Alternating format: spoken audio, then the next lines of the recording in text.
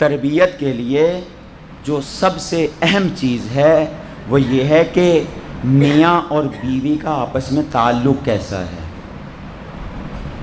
چونکہ بچے یا والد کو دیکھ کے سیکھتے ہیں یا والدہ کو دیکھ کے سیکھتے ہیں.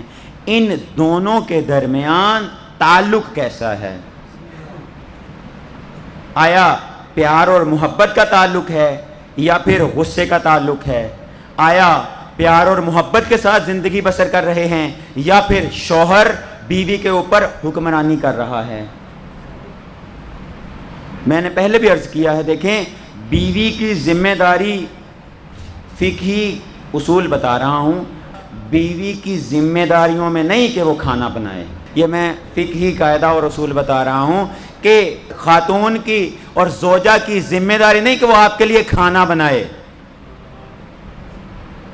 خاتون کی ذمہ داری یہ ہے کہ آپ کی اولاد کی اچھے طریقے سے تربیت کرے.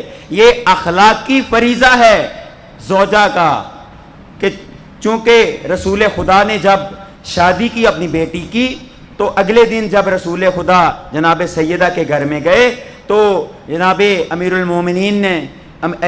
المومنین سے پوچھا مولا رسول خدا نے کہ اے علی، فاطمہ کو کیسا پایا؟ تو علی کہتے ہیں کہ میں نے خدا کی عبادت میں ایک بہترین ساتھی کو پایا ہے. پھر وہاں پہ رک کے رسول خدا نے کہا اے علی، گھر کے باہر کی ذمہ داری تمہاری ہے اور گھر کے اندر کی ذمہ داری فاطمہ کی ہے. اور عورت کو عورت کہتے ہی اسی لیے ہیں کہ وہ پردے میں رہے. عورت کو عورت کہتے ہی اسی لیے ہیں کہ وہ پردے میں رہے. یہ مرد کی ذمہ داری ہے کہ وہ رزق حلال کمائے، وہ رزق حلال کما کے گھر میں لے کے آئے، اور یہ خاتون خانہ کی ذمہ داری ہے کہ وہ اس رزق حلال کو اس طریقے سے مینج کرے کہ گھر کا نظام چلے.